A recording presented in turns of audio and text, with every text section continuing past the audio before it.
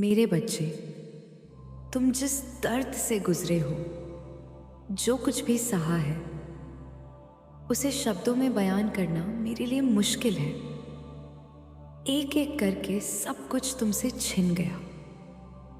तुम्हारा पूरा संसार तुम्हारी आंखों के सामने बर्बाद हो गया। तुमने बहुत लंबे समय तक उम्मीद रखी, हिम्मत दिखाई, ढेर सारी मुश्किलों से सामना किया, लेकिन धीरे धीरे तुम्हारी हिम्मत भी टूटने लगी। और तो और तुम एक जिंदा लाश बन गए थे, जिसके जीवन में खुशी आए या गम, बुराई हो या लोग कुछ भी कहें, उसे कोई फर्क नहीं पड़ता था। जैसे वह जिंदा ही नहीं है। तुम बस एक एक दिन काट रहे थे अपने जीवन का। बस आंखों से आंसू निकलते थे। मेरे बच्चे, तब भी तुम कुछ नहीं बोलते थे। तुम्हें नहीं गुप्त ऐसा लगता था कि तुम्हारे साथ यह सब क्यों हो रहा है? ऐसी क्या गलती कर दी तुमने? इतना बड़ा भी क्या पाप कर दिया तुमने कि तुम्हें यह सब देखना पड़ रहा है? जो लोग बड़े होते हैं, उनके साथ तो कभी यह सब नहीं होता। तो तुम्हारे अच्छे रहने का, सबका भला सोचने का क्या फायदा हुआ? अंत में तो तुम ही रो रहे हो। पर मेरे बच्चे, जैसे एक एक करके सब कुछ तुमसे दूर चला गया, वैसे ही अब सब कुछ जुड़ने वाला है और अब नई शुरुआत होने वाली है। मुझे पता है कि तुम्हारे साथ जो कुछ भी हुआ, तुम्हें बहुत क्रोध आया। तुम आज भी रोते हो उन बातों की। मेरे रहते भी तुम्हारे साथ बहुत बड़ा अन्याय हुआ। जिन लोगों से तुमने प्रेम किया, वे तुमसे दूर हो गए। जिन्हें तुम अपना परिवार मानते थे, वे तुमसे दूर हो गए। और मैंने क्या किया? मेरे बच्चे, मैंने तुम्हारे लिए कुछ नहीं किया और मैं चुपचाप देखती रही। सब तुम्हें रुलाते रहे और मैं चुपचाप देखती रही। मेरे बच्चे, सब तुम्हें छोड़कर चले गए। तुमसे तुम्हारी सारी खुशियां छीन ली गईं, पर मैं चुपचाप देखती रही। मेरे बच्चे, जो कुछ भी हुआ तुम्हारे साथ, वह बहुत जरूरी था तुम्हारे लिए। और तुम जिद्दों सौदा पर अड़े थे कि माता, मुझे इन्हीं लोगों के साथ रहना है। हर दिन तुम मुझे प्रार्थना करते थे कि माता, इस व्यक्ति को हमेशा मेरे साथ रखना। माता, मेरा यह कार्य पूरा कर दो। माता, मुझे इसमें सफलता दिला दो। मुझे इसी कार्य में सफलता चाहिए। मुझे कुछ और नहीं चाहिए। तुम जिद पर अड़ गए थे। तुम आज भी रो रहे हो और आज भी दुखी हो रहे हो, अपनी जिंदगी को, अपनी किस्मत को लेकर। लेकिन तुम यह नहीं सोच रहे हो कि अगर वह कार्य मेरा नहीं बना, अगर कुछ लोग मुझे छोड़कर चले गए, अगर लोगों ने मुझे संसार में बदनाम किया, तो वह मेरी बदनामी नहीं है, उनकी बदनामी हो रही है। अगर मेरे कार्य नहीं बने, तो इसका मतलब यह नहीं है कि मुझे कामयाबी नहीं मिल रही। बहुत बड़ी कहानी बनने वाली है। तभी माता ने मेरा वह कार्य बने ही नहीं दिया।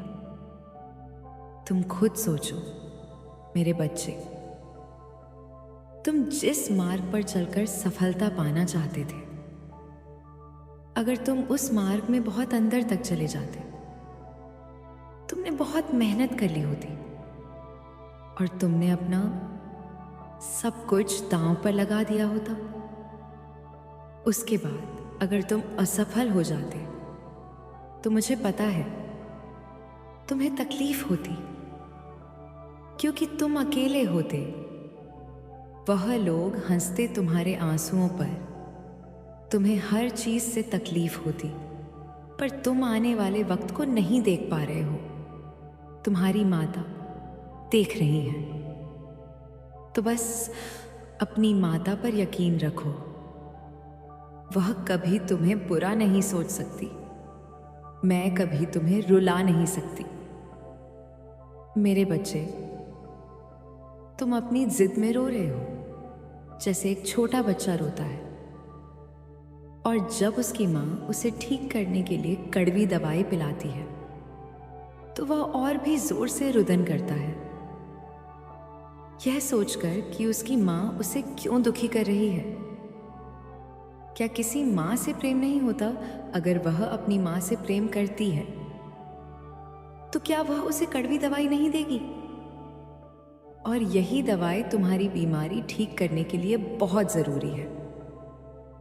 मेरे बच्चे, मैं तुम्हें तुम्हारे जीवन के दूसरी तरफ ले जाना चाहती हूं, जहां पर खुशियां हैं। मैं तुम्हें तुम्हारी असली ताकत बताना चाहती हूं कि तुम बहुत कुछ कर सकते हो। मैं तुम्हें नए मार्ग दिखाना चाहती हूं। तुम्हारा प्रेम और तुम्हारा मुंह बंधता जा रहा था। तुम उन बेवकूफों के पीछे भागते चले जा रहे थे। वह तुम्हें एक पिंजरे में बंद कर रहे थे। मेरे बच्चे, तुम्हारे प्रेम ने तुम्हें सीमा में बंद कर दिया था, इसलिए मैंने वह सर मुंह तोड़ दिया। मुझे पता है कि तुम्हें तकलीफ हुई, तुम्हारा स्वास्थ्य खराब हुआ, लेकिन वह भी इसीलिए हुआ क्योंकि तुम खुद अपना ख्याल नहीं रखते थे। तुम लोगों के पीछे भागते थे, उनके लिए मरने जानते थे, और आज वही लोग तुम्हें मरता हुआ छोड़कर चले गए। यह दिखाना बहुत जरूरी था तुम्हें कि उनके मन में क्या चल रहा है। तो तुम्हें खुश होना चाहिए कि तुम्हें उनका असली चेहरा वक्त रहते दिखा दिया गया, इससे पहले कि तुम्हें कुछ हो जाता, इससे पहले कि तुम जीवित ही नहीं रहते। तुम्हें उनकी सच्चाई दिखा दी गई। मेरे बच्चे, तुम सांस ले रहे हो, तुम जीवित हो। तुम तो इसके लिए भी धन्यवाद प्रकट नहीं करते। तुम अपना दर्द इतना बड़ा बना रहे हो, पर इस दर्द का भी अंत होगा, और तुम्हें वह सच्चाई दिखेगी जो मैं देख रही हूं। तुम्हें वह खुशियां बहुत जल्दी मिलेंगी जो मैं देख रही हूं। मेरे बच्चे, और जिन खुशियों को देने के लिए मैंने यह सब कुछ रचा था, वह सब तुम्हें मिलेगा। तुम हमेशा यही कहते थे, माता, मेरी सारी मेहनत मिट्टी में मिल गई, सब कुछ जलकर राख हो गया मेरी आंखों के सामने। और तुम देखते रहे यह दुनिया मेरे कहे अनुसार कि सब चलता रहा। मेरे बच्चे, तुम्हारे जीवन में जो कुछ भी हुआ, मैंने चाहा तभी हुआ, और मैं तुम्हारी माता हूं। एक माता चाहकर भी अपने बच्चे का बुरा नहीं सोच सकती। एक माता चाहकर भी अपने बच्चे का बुरा नहीं कर सकती। तो हां, मुझे पता है तुम्हारा जीवन मिट्टी में मिल गया, लेकिन याद रखो, तुम्हारी माता हमेशा तुम्हारे साथ है, और तुम्हारा जीवन फिर से संवरने वाला है। अब इस तरह से मैं तुम्हारा संसार खड़ा करूंगी। वह भस्म मेरी बनाई हुई है। तो तुम सोचो, तुम्हारे जीवन के उस मोड़ में भी कितनी सती शक्ति से मैं तुम्हें वापस खड़ा करूंगी। तुम्हें जमीन से उठाकर आसमान की ऊंचाइयों पर ले जाऊंगी मेरे बच्चे। और तुमसे जो कुछ भी छीना गया, वह सब कुछ तुम्हें वापस करूंगी। मैं इस रात से तुम्हारा आशियाना बनाऊंगी जहां तुम बहुत खुश होगे। आंसुओं की कोई जगह नहीं होगी, जहां तुम्हारे भीतर वह ख्वाहिश फिर से जागेगी, तुम्हारी इच्छाओं की पूरी होगी। अब तो तुम सोचते थे, माता, अतीत में तो सारी इच्छाएं ही खत्म हो गई, लेकिन मैं चाहती हूं कि तुम अब सपना देखो, मेरे बच्चे, मेरे लिए, अपनी माता के लिए सपना देखो। अपने भीतर के उस बच्चे को फिर से जीवित करो और फिर से जीना सीखो जैसे तुम जीते थे। तुम्हें हक है सपना देखने का, क्योंकि तुम्हारी माता तुम्हारे सारे सपने पूरे काया करेगी। ओम नमः शिवाय।